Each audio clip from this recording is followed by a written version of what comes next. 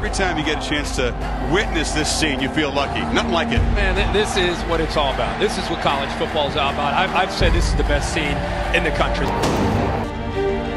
I love and appreciate you guys. Understand this. We didn't get here without every single person in this room. We got here together. Let's finish this thing together. Everybody got me? Let's go do this thing.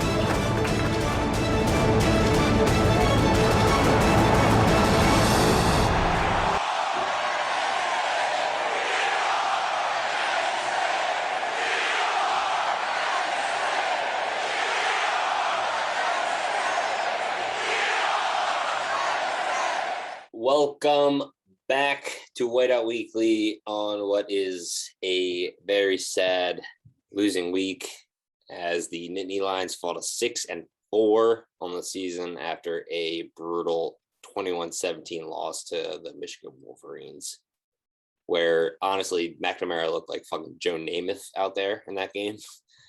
And the pitchforks are out.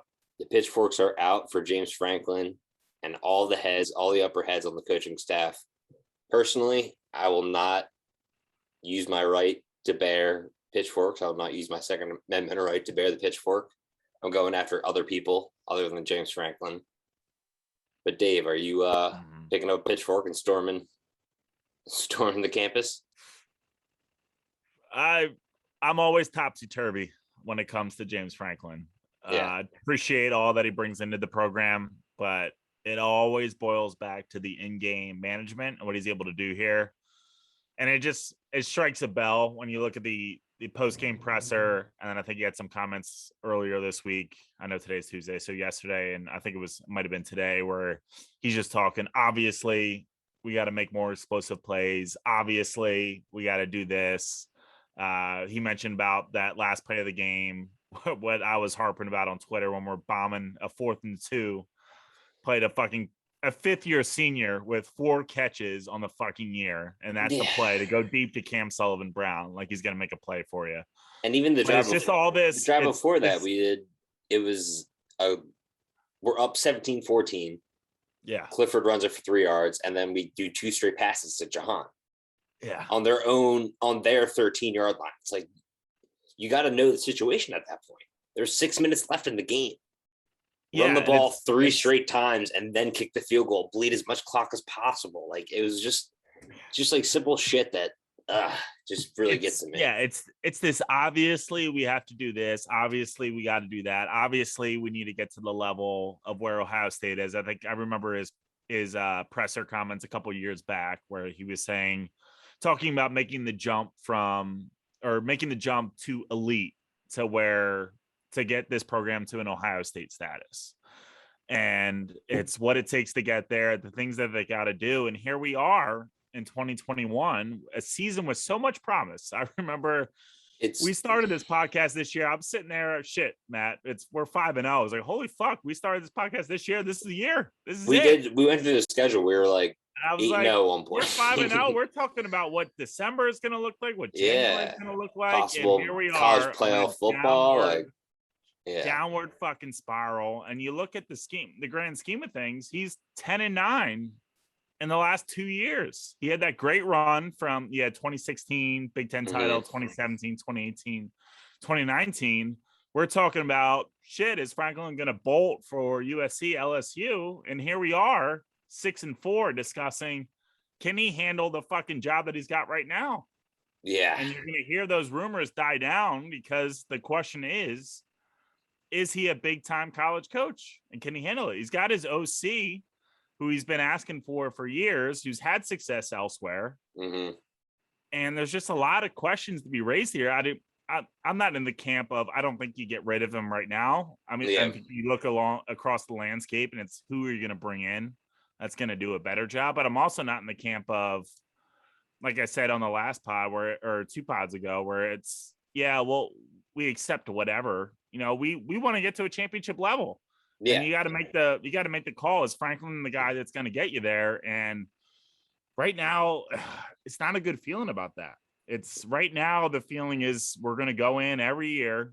I mean, I don't expect to go in year out and perform like this, but I don't see any way where we climb out of this hole and get above Ohio State. And to me, it just comes down to every year for as long as I can honestly remember, when we face Michigan, Michigan State, Ohio State, the teams we need to beat to be a contender for the college football playoff, it's always a trench mismatch on both sides of the ball every single season. I don't know how like Penn State is like the only Big Ten team in that division that just can't recruit, not even recruit, not develop offensive linemen. None of the offensive linemen have gotten better this year at all, besides G. Scruggs, who's killing it. Still 0 sacks on the year, most passing block snaps. The only one that has been living up to his potential. It's just like, whoever the offensive line coach, I want him fired. Bring me the fucking assistant offensive line coach from Arkansas with a big gut, mustache, who just lives for drawing up 5-man protections. Like, that's all I want. Like, this guy, whoever, I don't even know who the offensive line coach is. He told me twice last week, and I already forget his name. It's been here 2 years.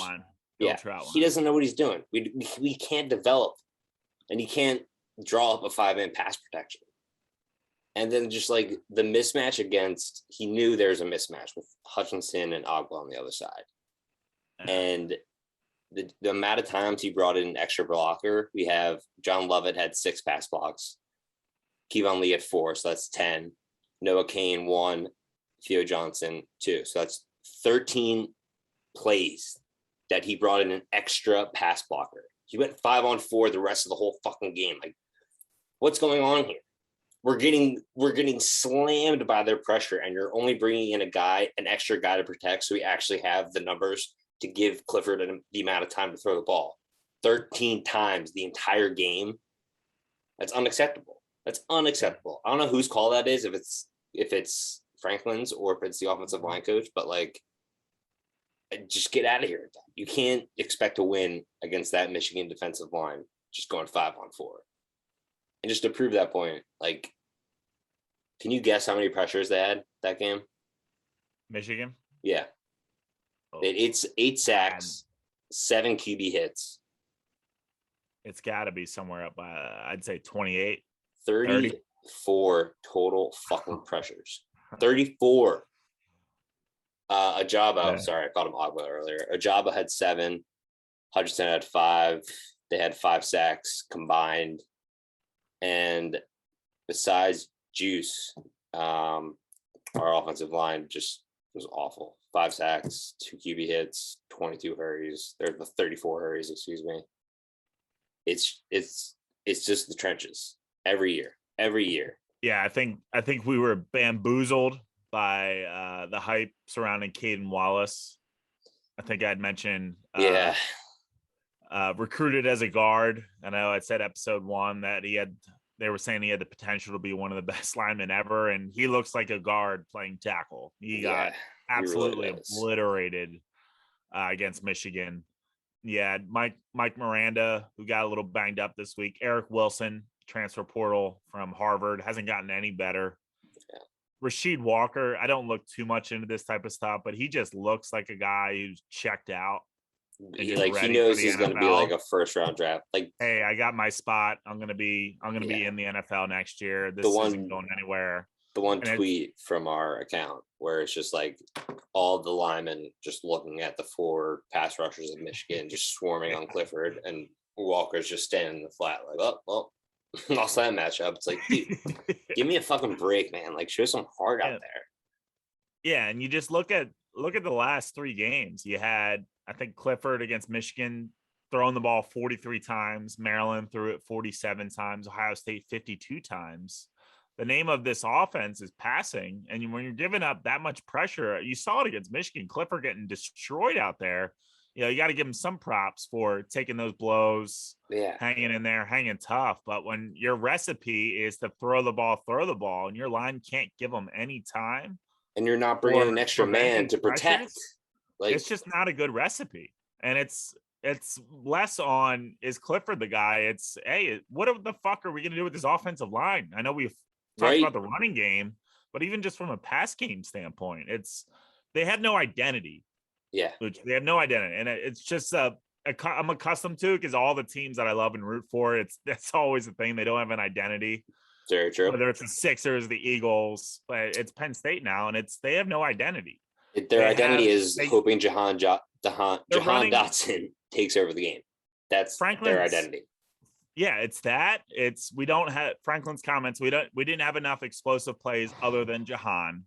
And one question about the fucking fake field goal, the fake punt. Yeah, that's great. You change momentum, you keep the drive going, but you're at the 2-yard line. It's 4th and goal from the 2, and you're running a fake field goal. And his response is, we thought we had to be more aggressive and catch them off guard. You don't see a fucking Alabama, a Georgia, when they're playing against a top 10 team running fakes at the 2. If you're going to go for it, I formation. We're jamming it down your fucking throat. They don't have the confidence to do it, and they don't have the solutions to get to a point where we can do that. And it's not just this year; it's beyond. Does this coaching staff have the mindset or the mind frame to be able to figure out these every season problems? And right now, I don't have the confidence that they can do that. Yeah. And that's just a very disappointing thing. It really is. I mean, this season we had all the hopes in the world. Everything seemed to be in place. This season could go down as one of the most disappointing seasons in Penn State history. Mm-hmm. So ones that come to mind, I think, what was it, 08 or 09 with Daryl, or maybe before that with Daryl Clark. Yeah, with 09, when they lost at Iowa. That was their one blemish. A couple years back, the game against Ohio State at the Shoe that they lost to JT Barrett when Saquon returned. A couple ones come to mind, but this one, 5-0, all the chaos at the top, thinking this could be the year, and you go down like this. You're talking about a pin. We'll get into it later. I'm not going to blow it now, but you're talking about where they could have been in December, January, and what we're talking about now. I mean, you got Rutgers coming up. You should fucking beat Rutgers, but I don't know, dude. I don't know if they're going to win this game. I don't know if they're going to win. It's one of those seasons where, I mean, obviously, just we talked about it. Trenches were just always mismatched against fucking Michigan, Ohio State.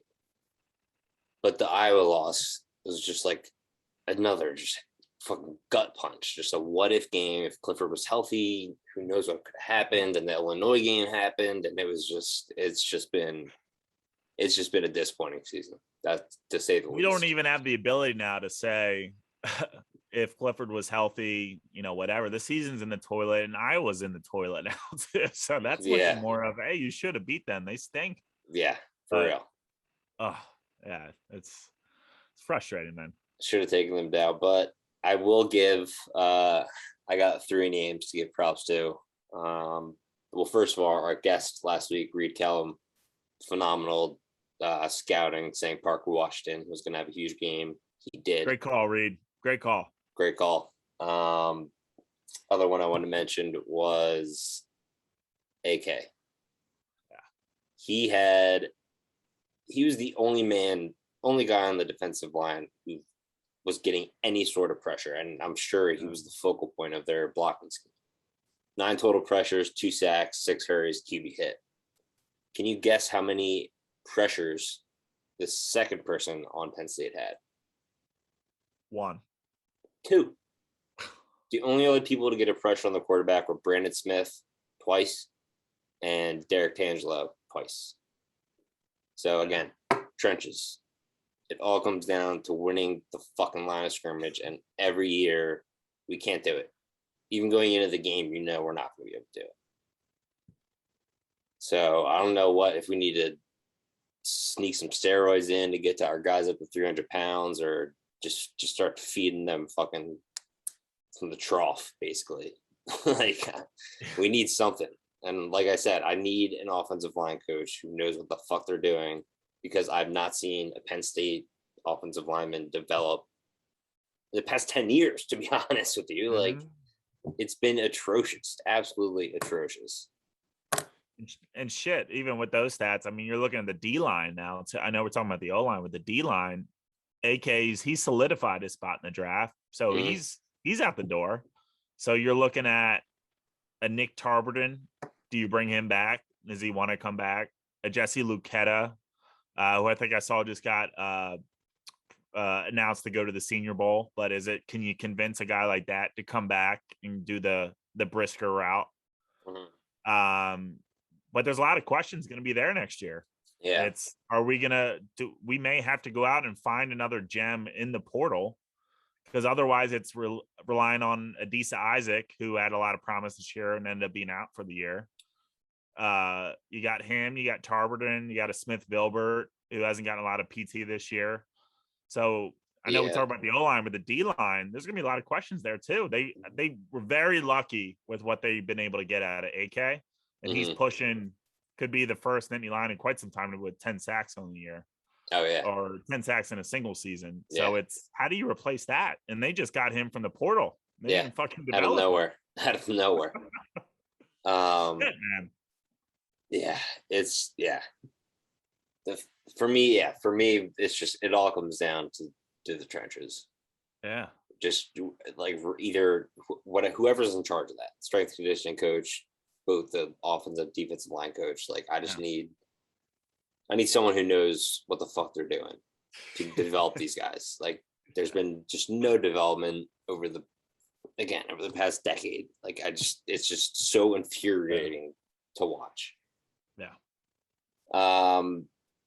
So we're gonna drive past that, put it in the rearview mirror.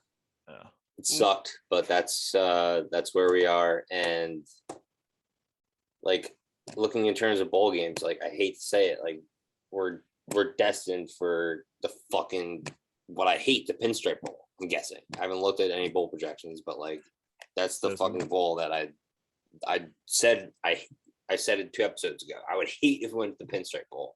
And guess what? That's where we're probably gonna end up. Got some bad news for you, Luch. Don't fucking tell me.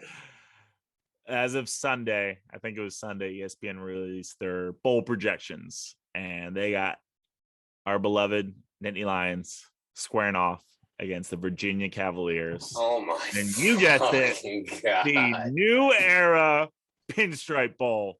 Get your gear now. Get it. Bullet my brain. Oh my God, that game's gonna suck. It's a great Christmas absolutely present. suck. It's a great Christmas present. 2021 Pinstripe Bowl, Penn State, Virginia. Get it while it's hot. You can pay me to go to that game. You could, but it would cost a lot to watch Penn State play fucking Virginia at Yankee Stadium in goddamn late December. Oh man! Holy shit! Well, this podcast started fucking so positive, and now that we're at our 12th episode, you're seeing the real deal. Fuck this shit. We're pissed. But like I said, I'm not pulling the pitchforks out for Franklin and the higher ups yet. Give me the dude from remember that Hard Knocks guy, the Cleveland Browns guy, when his gut. Oh, is it Joe Wiley? Joe Wiley? Yeah, give me him. Yeah. Give me him. Anyone related to him, I'll take.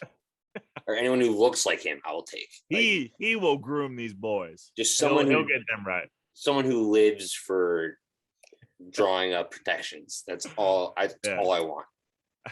Any SEC assistant offensive lineman coach, basically. Oh yeah. All right. So before we talk about the Rutgers game, which is going to be a blast, we're going to go do some trivia. But I actually have a little side story here. So I went to dinner with my family last night, and unbeknownst to us, it was trivia night. So the first category was completely random, and the security was very, very lax. Like you could easily have Googled every answer on your phone, but trivia, I have integrity. I'm sure everyone out there has some kind of integrity with trivia at bars. You can't just Google shit. So the first round, there was 4 questions in particular that we were like, all right, no one's going to fucking know this. 3 of them were literally what year was this made or what year. So I'll go over them. One of the questions was, what was the only year that Corvette ceased production? So we were thinking, all right, maybe like World War II, 1942. Yeah. Answer was 1983. Who the fuck would have known that? So this is a 10-question thing. So these are 4 right here that no one should know without Googling on their iPhone. Yeah. The other question, a year. What year did Taylor Swift release, I forget what album, We guessed 2010. It was 2012. Another year question. What year did the first Apple Watch come out? We guessed 2016. It was 2015. Oh. And the fourth one that really stood out was what state flower is the iris? And we said Washington because I think irises are purple. Washington had purple, so that was my brain. Tennessee. Oh. So some team comes up. They're announcing the scores. We got 5 out of 10. Second place, 7 out of 10. And any category, any round, you can double. So they announced the first place team, 9 out of 10 correct. Get the fuck. And they doubled the round. So they went up 18 to 6 and 5 in the first round. And immediately I talked to the guy. I'm like, they're cheating. There's no way that they knew 3 of those 4 questions that I just asked you. There's no fucking way they knew that off the top of their head without Googling it. So I just want to bring that up. There's no cheating on any of this trivia. We take it very seriously. Full integrity. And if anyone out there cheats at fucking bar trivia, you're the scum of the earth. You are the scum of the earth. I really wanted to, I was getting actually pissed at them because I was like, dude, it's so easy. Like, everyone can cheat here. Just have some fucking integrity. Come on. Yeah. It's bar trivia I got for $15, and a free drink or something like that. Like, give me a break. So sorry for ranting. Hit me with your question. Well deserved. All right. So last week's question was pretty fucked up for Reed. So sticking to the so fucked up. So still obviously same time frame, 2010 trivia. That's what we're all about here. So my question for you: who is Penn State's all-time scoring leader, accounting for 425 total points?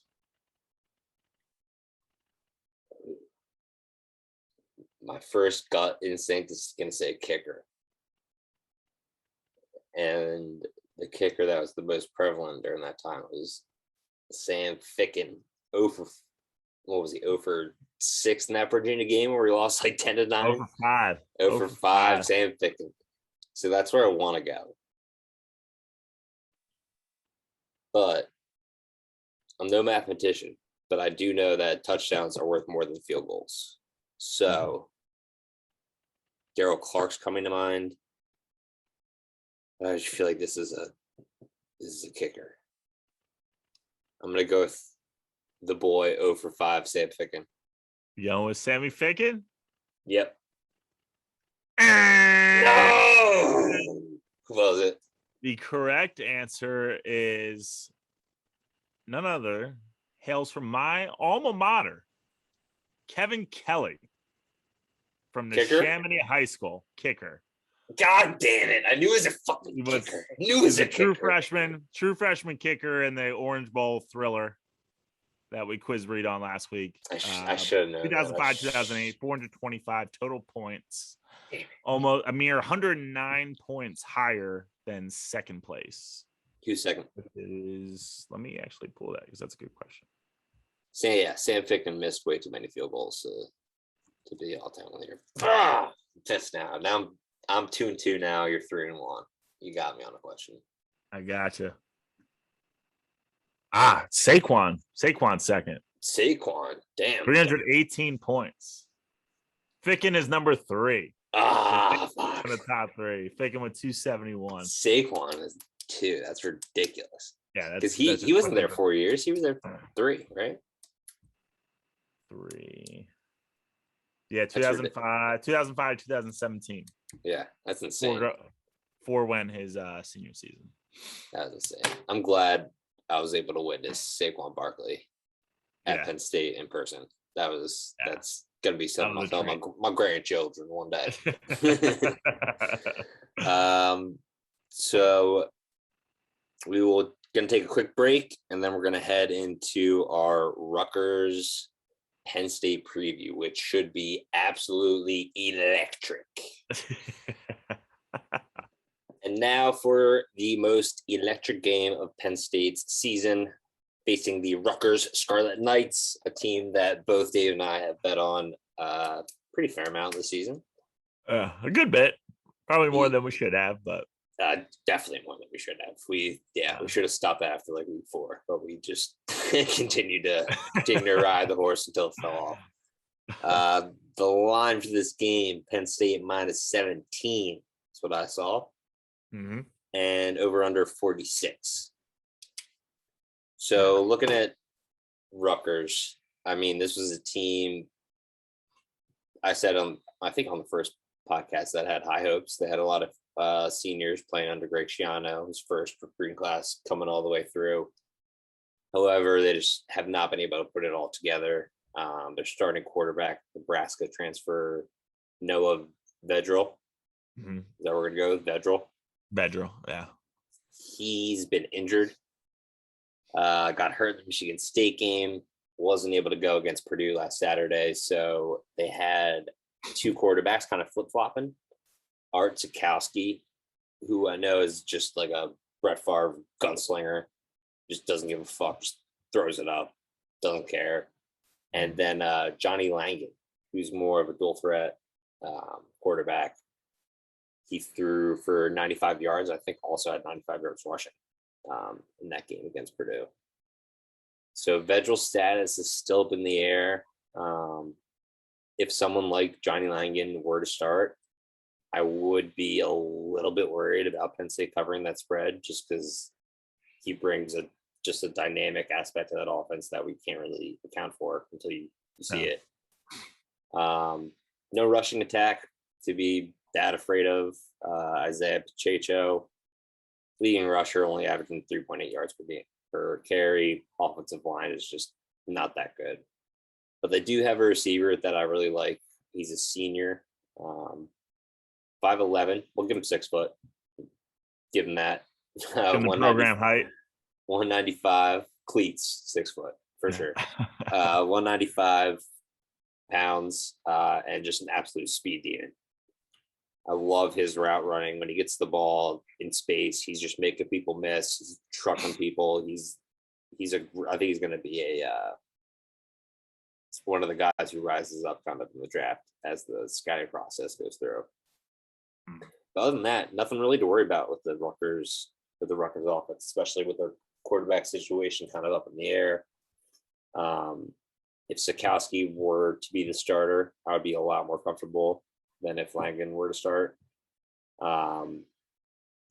Vedral does have some threat on the ground, but if he's come back from an injury, I don't really see that being too big of a deal. Mm-hmm. So hopefully AK can just fucking eat this game.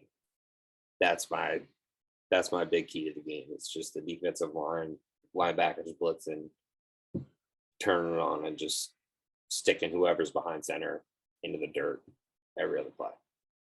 Yeah. Yeah, I know you went through the offense, defense, kind of the same story. Standout star linebacker Olakunle Fatukasi, senior. That's a tough name to pronounce. Tough name and a fun name. Senior linebacker, 81 tackles on the year, both solo and assisted, 3.5 sacks, 2 forced fumbles. Okay. And then next 2 guys to watch out for, both D-backs, Christian Izien, 53 tackles on the year, 4 pass breakups, and then DB Max Melton does have 3 picks on the year, 1 touchdown. But again, this isn't just from a talent perspective. I know we've talked a lot about how we have to develop our talent, but just from a straight up looking at what's on paper here, you should just dominate this game. But as the season's gone, we got to wait and see how this one's going to play out. You had Schiano making some comments about how he wants to make this a rivalry between Rutgers and Penn State, which Penn State's in a lot of trouble and they're in a world of hurt if we ever get to the point where this is a rivalry. Yeah. As much as it would be cool to see Rutgers back on the map and where they were when they had Ray Rice and maybe against Maryland, not against Brian us. Leonard. Yeah, but if we're in season or annual bouts against Rutgers, then we got a lot more problems here. I don't think you'll hear from us again. Pod closed. Yeah. But I would expect Rutgers to come out and fight. They've had some bad games or some bad couple weeks here, but they could be smelling blood. They got a Penn State team that's wounded, trying to find itself and try to limp to the finish line here. And I wouldn't be surprised to see them come in to Happy Valley on Senior Day and wreak some havoc and keep this one close. Same, So honestly. we gotta continue to see what we got, what we're working with. Penn State's still an opportunity here to get a win here, where you're not going to get a lot of credit for getting the win, but it's going to be a lot more scrutiny if you lose this one. So that's, I think, enough on the table for us. And then obviously you got Michigan State looming in the background, where you got a chance to finish the season on a high note. But you're looking at best case scenario 8-4, still a disappointment. Worst case scenario, you drop this one, you drop Michigan State, you're looking at 6-6, sub 500 in Big Ten play, and you're just limping into, hey, shit, that could be worse than the Pinstripe Bowl.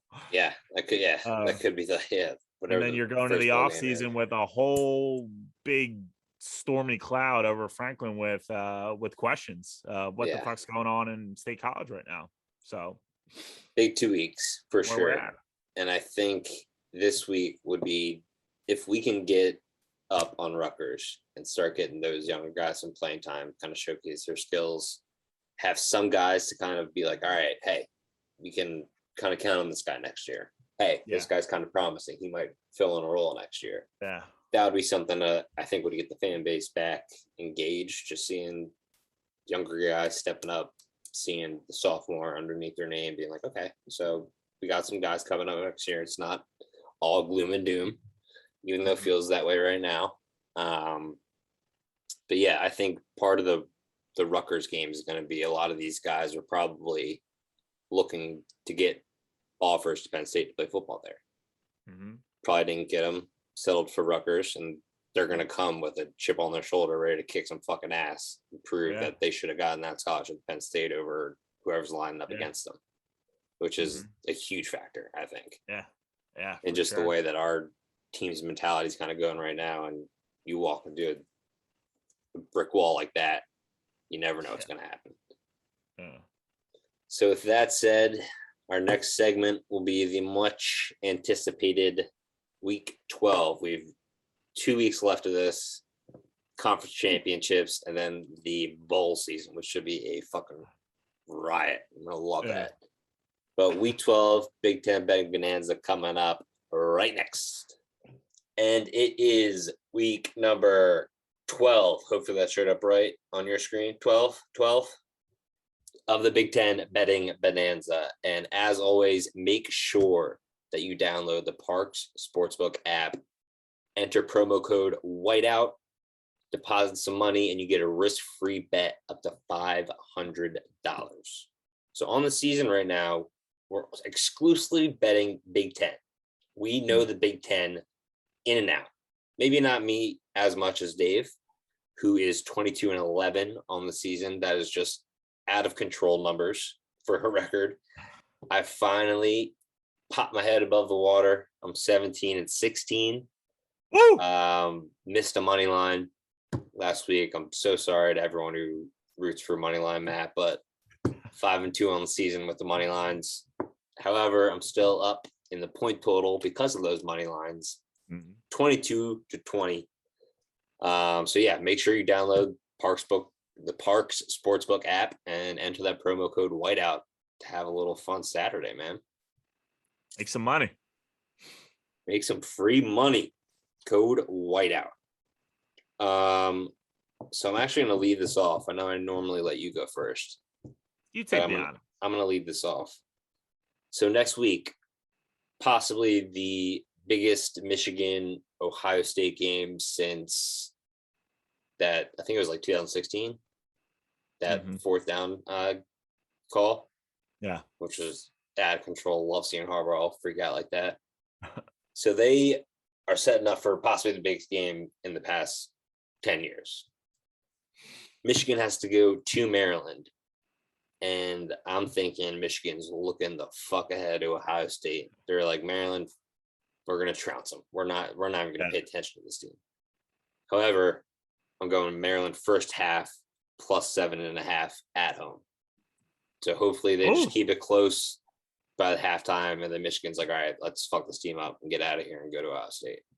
So Terps, let's go. Plus 7.5 first half. Talia, you better not fuck me over by throwing 5 picks. Yeah, Talia's been hot and cold. You better hope he's hot in that first half. Better. All right. So for my first pick, I'm going to probably one of the biggest games of the weekend, Michigan State, Ohio State. I avoided that for a reason. Big Big Ten bout here.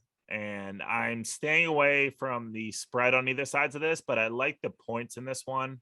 And it's a little bit high at 67, but I like the over. Okay. You saw a little bit of an example last week with the Ohio State Purdue, where Ohio State's going to put up a shit ton of points, but they're also going to give up a good bit. Yeah. So I like Michigan State to be able to get the ball going with Kenneth Walker and how he's been going, Jalen Reed out on the outside. But I like the over here. I think it's a good play with over 67. I'm pretty sure Michigan has like one of the worst passing defenses in the Big Ten. So which bodes very well. Those 3 wide receivers from Ohio State could kill it. So there's an over under for you. My second bet is going to be Purdue minus 11. Going against Northwestern, who has the worst run defense by far in the Big Ten. They're giving up, I think, 200 yards, and second place is like 150. So not even close. I think if Purdue can run the ball on this team, they're going to control the clock, score touchdowns. I don't see Northwestern doing anything on offense. I think their season's kind of written off. They're kind of playing their younger guys, seeing what they have for next season. And Purdue's been on kind of a roll. I mean, they step up against some clutch Big Ten opponents. So I think minus 11 is a little too low for them. I think there should be a 2-touchdown favorite against lowly Northwestern. Yeah, not really a very Pat Fitzgerald-esque Northwestern team this year. At all. Usually you expect to see a little bit of fight out of them, but just from watching them the last few weeks, they just look like a team that's just kind of given up and just kind of out of it, which is, again, is not really in his character. So interesting to see if anything comes of that. I think they got him locked in for a good bit here, but just not a very typical season that you see out of Northwestern. Yeah, especially their defense too, giving up the most rushing yards in the Big Ten. Like that never getting happens. Blown out never week after week. Northwestern. Yeah. Your final pick. No, this is my second pick. Your second pick. So I am gonna grab Lucci. I'm gonna grab that paddle from you, and I'm gonna row the boat this week. Oh shit! As I'm smelling blood in the water. This Tom Allen Indiana team has quit. They just flat out stink. I am taking Minnesota at Indiana. I think you're going to see the student section again up in the upper deck with their shirts off, making the viral Twitter post, which is pretty funny to see. Just guys being dudes. But I like Minnesota -7 at Indiana. What's better than that, huh? Guys being dudes. Guys being dudes. I like that. I was honestly going to take that, but I was like, I picked Minnesota 5 straight weeks. Like, I can't just keep beating a dead horse. So for my final pick, I'm going to who I consider the Joker of the Big Ten. This team just lives to see the city burn. They love chaos, and it's the Illinois Fighting Illini. They're +13 against Iowa at home. I was so tempted to take the money line here. Oh, but I'm taking the +13. Yeah. You know what? No, I'm taking +13. Wow. I'm taking +13. They're away. Iowa's at home. I gotta honestly see Iowa just completely blowing them out of the water.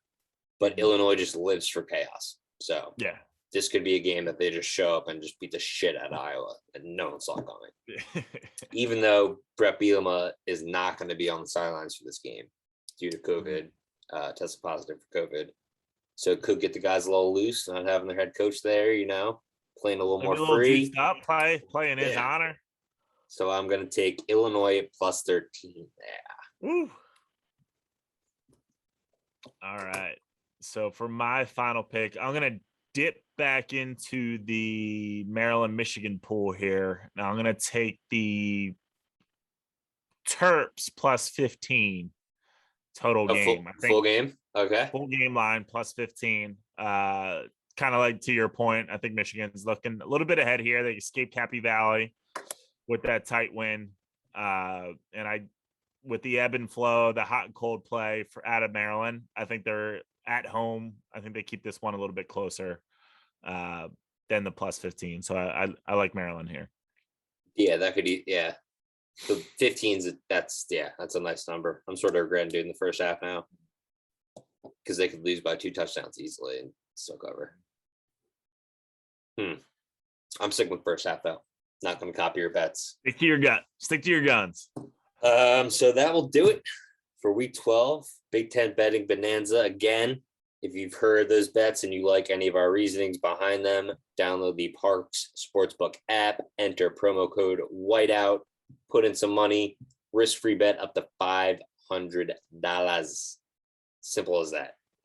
Easy. Have a fun Saturday. Put some money on the games. Risk-free. You get it right back if you lose in credits. No brainer. No brainer. I know it's week 12, but it's not too late. Not too late at all. Not too late at all. We got basketball season. You can keep betting during then. We got college basketball coming up. Tons of stuff to bet on. But thank everyone once again for joining us for another week. I know it's been a tough season, but we sincerely appreciate everyone that tunes in, listens every week from the bottom of our hearts. I know it hasn't been fun, but we're getting through this together. Been a fun 6-4. Let's keep it going. Fun 6-4. Yeah, we've had our we've had our moments of fun around here, and then we've also had our Iowa rants, which I still fucking hate that team. But that will do it for us. Thank you guys once again. Love you all. See you guys. Love you guys.